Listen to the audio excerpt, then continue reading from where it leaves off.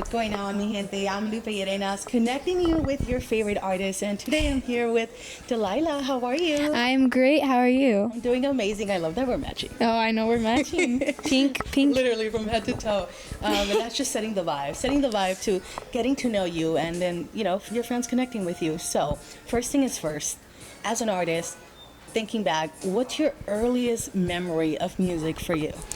There's so many. I think that one of my earliest memories is probably times where I was in the car with my dad or driving to school or driving around because he works at like different places and stuff. So for his job he goes to different stores and makes orders and things.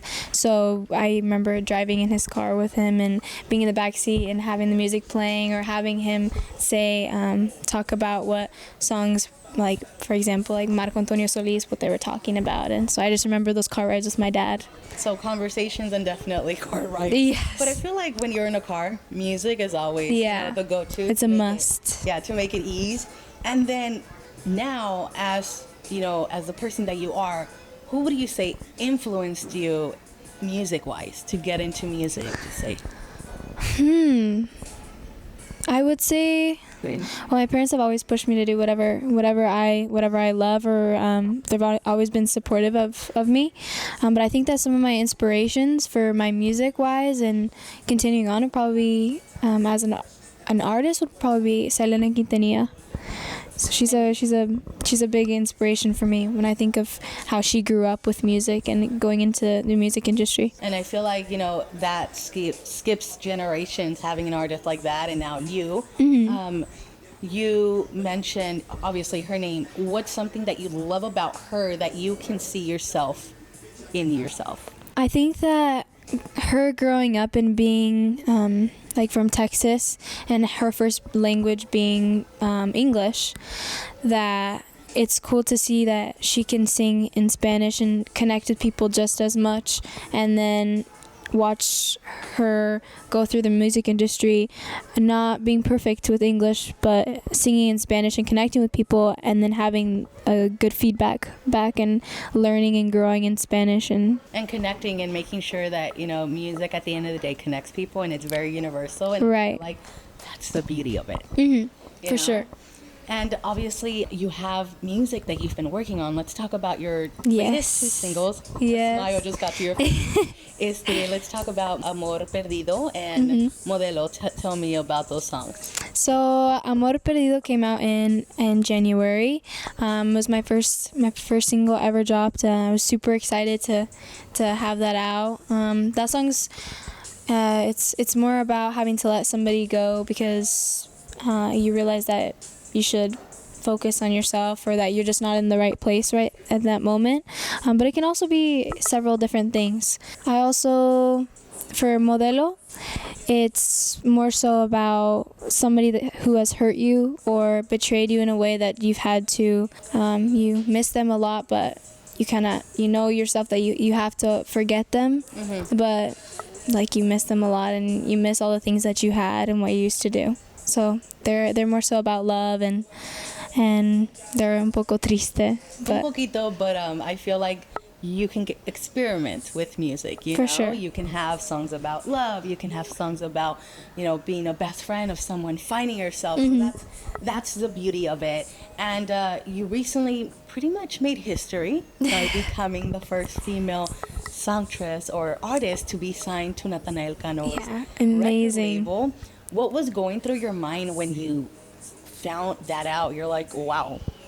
I think it all felt very surreal. It didn't feel real. I feel like I was living a dream. It's just seeing that Natanael Cano was in his label was wanting to choose me, and that they loved my voice and wanted to expand the label for me being the primera mujer.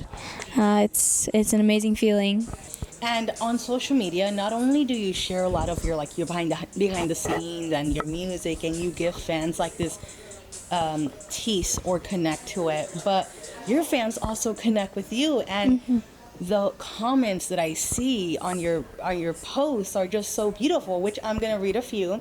Okay. Pero fans have left like demostrando que las mujeres también puedes, showcasing that women also can. And then la primera mujer de los CETEC y será la primera in romper barreras. You know, the first girl of this record label, and one that can and will break barriers. How does that make you feel, that you have all these people rooting for you? I mean, it's an honor to be the person to do that. I mean, I love that I can connect with my audience and with my followers and those who support me, and make such an impact in them. And I get messages and DMs sometimes about, or a lot of time I get many DMs about how my music has impacted them, or and it's just amazing to hear all the stories and hear how it's made people feel. I love that, and how it's going to continue to make people feel.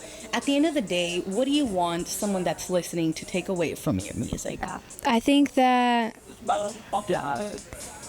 one big thing that I always try to help people remember, that it's okay to not be okay, I guess, and that sometimes you need to be sad to get better, I guess, and it's important to find ways of coping. For example, like music for me, it's always been a way to help myself and my mentally. When I'm sad, it's sometimes better to listen to sad music so I can kind of flush it out, you know. So I hope that I can be that way that people can connect and feel that they can be vulnerable with my music. And you mentioned, listening to sad music for yourself can sometimes, relieve emotions. But how would you describe your music? I would describe as, I'd hope it would be like a place of vulnerability that my fans, or I don't even want to say fans, or like it's more so like family. I don't know, 'cause I feel like I talk to them. I try to message back as many as I can through DMs and connect with them in any way I possibly can. But I'd say, a place of vulnerability, or that they can, a place to feel safe. I like corridos tumbados de amor, de tristeza, it's like, sí, claro, experiencias. That's a great way to say it. And then when you're not doing music, I see that you have like a style with your clothes. What else are you doing when you're not doing music? What else do you like to do? That's a hard question. I'm always busy. I'm always quite busy. A busy bee. Yeah, I have many siblings, so I enjoy spending time with them, and so I grew up playing soccer. So, I think probably sports, playing soccer, but mostly my siblings, and Definitely family time is the best. Yeah. And last but not least, just to end this conversation, what's something that you think the person on the other side might be surprised to know about you? We were just talking about this earlier, but my name, I was named after the song Hey There Delilah. So, that's a little fun fact about me. I love that. I mean, I instantly thought if you're old enough to know that song, then that probably crossed the mind. And for me, I think that's super cute. That's definitely a story to tell for years to come. Well, It's been a pleasure talking to you. Oh, pleasure's all mine. I love to be here. Yay! So let the people know, where can they find you? Where can they listen to your music? My music is available on all music platforms, and my social medias are basically all of them, Delilah_Cabrera, Instagram is with 2 A's at the end, and TikTok is just Delilah_Cabrera, and then I just got onto Facebook with Delilah Oficial. So awesome. Yes. Well, we're excited to see your growth in music and overall continuing to connect with you. Thank you so much for talking to me. Oh, thank you. All right, there you have it, guys.